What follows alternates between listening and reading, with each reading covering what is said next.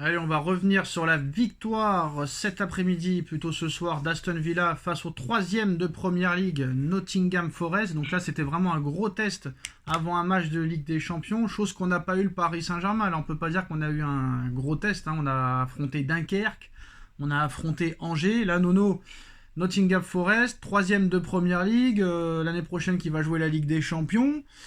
Là, c'est un gros test pour eux. Est-ce que ça peut faire peur, sachant que Aston Villa reste sur 7 victoires d'affilée. Il a fait reposer presque tous les titulaires. Ils sont en pleine bourre. 7 victoires sur les 7 derniers matchs. Ils reviennent à hauteur de Manchester City, 5e de Première League. Ils ont fait reposer Boubacar Kamara, Lucas Digne, Marcus Rashford et compagnie. Ils sont en pleine confiance. Il sait très bien que Paris en Ligue des Champions au Parc, c'est catastrophique. Ils ont perdu contre le Barça à domicile l'année dernière en quart, contre Dortmund à domicile en demi, contre Liverpool en 8e cette année. Ils ont perdu contre l'Atlético Madrid au Parc, match nul contre le PSV Eindhoven. Pour moi, Nono, surtout qu'en plus de ça, on n'a pas vraiment eu de test, hein, Nono. C'est quoi le test du Paris Saint-Germain avant ce match contre Aston Villa? C'est pas Angers, c'est pas Dunkerque. Je sais pas contre qui on a joué la semaine dernière, mais là on n'a pas eu à monter notre niveau, alors que eux, oui. Je sais pas si sûr que ça qu'on soit favori, Nono. C'est ça qui m'inquiète un peu. Comme tu le dis, tu vois, des fois on peut être d'accord. On n'a pas eu de gros tests depuis Liverpool. Et c'est ça qui m'inquiète un petit peu. On n'a pas été bousculé. On a eu des matchs assez faciles dans l'ensemble. Et de l'autre côté, Aston Villa qui se tape le troisième de la Première Ligue avec une équipe remaniée. Faut pas oublier qu'Emery est un très bon entraîneur, malgré ce qu'on a pu dire en France.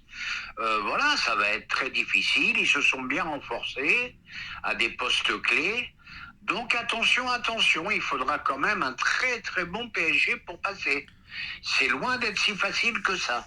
Alors ils ont deux très bons joueurs sur les côtés, Malen, Rogers, avec Rashford et Asensio, ça peut faire très mal. Boubacar Kamara au milieu de terrain, défense Axel Disasi, Lucas Digne, Emiliano Martinez qui a encore fait des siennes aujourd'hui, qui a pris un carton jaune. Alors lui c'est spécialiste des cartons jaunes, je crois qu'il en a pris plus de 5 cette année. Là, sachant Nono qu'en plus de ça il les a fait tous reposer, ils vont être en forme, ils n'ont rien à perdre. C'est Paris qui a tout à perdre, Nono, donc c'est le match réellement de tous les dangers. Je pense que réellement, si tu passes ce tour-là, il faudra pas dire que tu as battu une équipe de dope, parce que c'est pas vrai. Et je pense que tu auras passé un cap psychologiquement si tu te qualifies en quart de finale. En demi-finale, contre cette équipe-là. Là, ça sera vraiment un cap psychologique, je suis d'accord avec toi. Et puis moi, ce que je tiens à dire, c'est surtout le match qu'il faut pas louper. Il va falloir un PSG à 200%. Là, il va falloir tout donner, parce que les équipes anglaises, on les connaît, hein. C'est physique, ça s'arrête jamais, ils ont jamais perdu, ils vont jusqu'au bout. Je ne dirais qu'un mot, attention, danger. Moi, c'est un match qui me fait vraiment peur, Nono. C'est un match qui me fait vraiment peur, parce que moi, quand je les vois jouer à Aston Villa, pour moi, ils sont plus forts que le Real Madrid. Ça joue très très très très très bien. On connaît pas réellement 100% l'adversaire comme on peut connaître le Bayern, le Barça ou le Real Prime. Donc c'est déjà très compliqué. T'as tout à perdre, t'as de la pression, tu joues chez toi, en forme t'es pas chez toi, t'es pas en forme.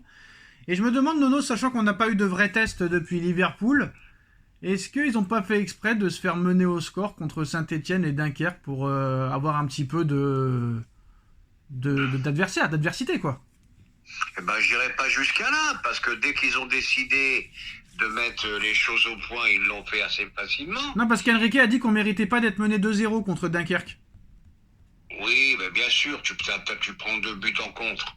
Il n'y a pas de problème. Sur l'ensemble du match, Dunkerque n'a pas bu le ballon. Mais on peut pas juger sur ces matchs-là. Tandis que, comme tu as dit, et là je suis d'accord avec toi, il faut se taper Nottingham Forest, il faut se taper pas mal la Première Ligue. C'est un combat toutes les semaines.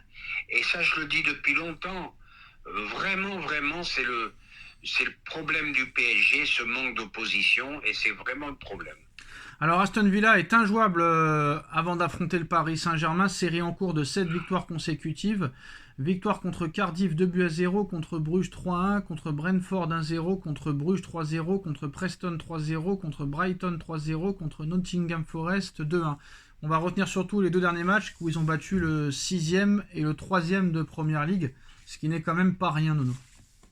Eh ben, je suis d'accord avec toi, mais par contre, je vais te dire un truc. Toutes les séries ont une fin, et ben, ça sera fini pour eux contre le PSG.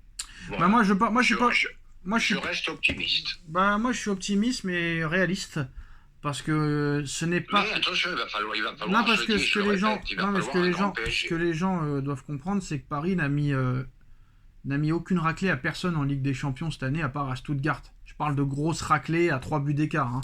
Oui, on est d'accord. Voilà. On est d'accord. T'as galéré contre Girona, t'as perdu contre Arsenal, t'as fait match nul au parc contre Eindhoven, t'as perdu contre l'Atlético Madrid. Certes, t'as battu City, mais n'oublions pas que t'étais quand même mené 2-0 contre une équipe qui est vraiment malade. Salzbourg 3-0, mais bon, c'était pas non plus exceptionnel. Il y a vraiment qu'à Stuttgart où t'as vraiment été très très très bon, et bien sûr contre Brest, mais c'est des petites équipes. Donc voilà. Pour moi, Nono, moi j'ai plus peur du match aller que du match retour. J'aurais préféré aller là-bas d'abord au match aller et recevoir au match retour. C'est toujours un avantage de recevoir. Non, mais surtout pour Paris, parce qu'ils sont pas bons au parc en Ligue des Champions. Sous l'ère Enrique, c'est catastrophique. Eh ben, j'espère que cette fois-ci, ça sera la bonne. Hein. C'est tout ce qu'il faut souhaiter. Que dire de plus? Pas grand-chose. Paris, quand ça veut sourire, on oublie de le dire souvent. On en met 5, on en met 6, on en met 7. Bon, tu vas me dire c'est Brest, c'est machin. Je suis d'accord avec toi. Mais il y a des équipes anglaises aussi qui sont très faibles. Donc, il faut être mesuré quand même. Mais là, c'est vraiment une performance de battre Nottingham. Je reconnais que c'est une performance. Alors Nono, pour finir sur le Paris Saint-Germain, c'est un joueur quand même qui a gagné la Ligue des Champions avec l'Olympique de Marseille, qui a joué longtemps à l'Olympique de Marseille, qui est toujours un supporter de Marseille, excusez-moi, j'ai confondu Marseille et son prénom parce que ça ressemble.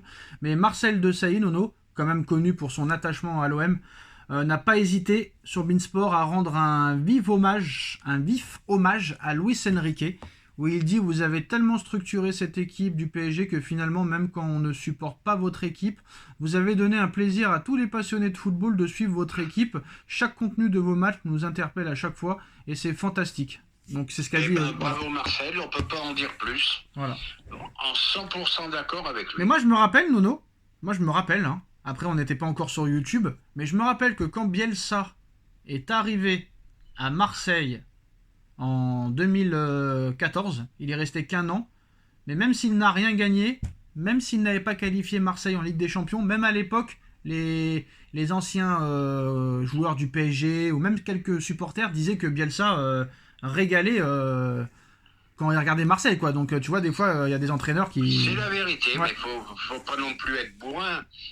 Bon, ça va, le supporterisme, ça s'arrête à un moment. Bielsa a régalé les gens qui aiment le beau football. Mais malheureusement, il avait rien gagné avec Marseille, rien du tout, même pas qualification en Ligue des Champions. Oui, il avait rien gagné, mais il nous a régalé quand même. Il a régalé les supporters de Marseille, mais il avait aussi, il y avait des supporters parisiens, lyonnais, etc., qui avaient dit que c'était... C'est ce que je suis en train de te dire. Mais par contre, à Lille, un échec, par exemple, tu vois. Eh oui, c'est comme ça. Donc Nono, moi je vais dire la vérité, quoi qu'il arrive, hein, même si Paris se fait éliminer, et même si Paris fait 2 gros matchs contre Aston Villa, mais que se fait éliminer, on pourra pas dire autre chose que c'est une désillusion complète quand même, quoi qu'il arrive. C'est ça le truc. Quoi qu'il arrive, c'est une désillusion, et je ne pense même pas à la défaite. Mais moi je veux surtout pas que ça se fasse le même match que contre Dortmund, surtout l'année dernière. C'est ça qui me fait peur. Voilà. L'année dernière, c'était un non-match. C'est ce qu'on appelle un non-match. Je voulais juste voir parce que vous savez que les Niçois... Parce qu'en plus, c'était un petit Dortmund, rappelle-toi. En plus de ça. Et il y avait le bordel, et Mbappé, pas Mbappé... Bon bref, Monaco fait match nul à Brest, c'est pas fini, mais c'est une désillusion. Nice, 5e, qui perd contre Nantes à domicile. Donc Paris qui va être champion avec 50 points d'avance. Donc voilà. Donc Monaco qui gagne pas à Brest et Nice qui perd contre Nantes, c'est la faute du Qatar encore une fois. Et voilà, Nono qui se répète tout le temps. Et en plus ce soir, il y a Lyon-Lille, je crois, c'est ça? Il y a Lyon-Lille ce soir. Donc ça veut dire que c'est le week-end parfait pour Marseille sans jouer.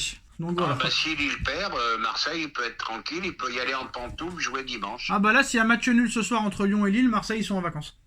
Ah bah ils peuvent y aller en pantoufle. Et ils se sont inventés une crise pour rien. D'ailleurs, ils ont exagéré un peu quand même. De Zerbi, d'accord, il peut être énervé, Nono, mais t'es 2e du classement et tu fais une crise de nerfs parce que t'es deuxième du classement, mais tu t'attendais à quoi? Tu t'attendais à quoi?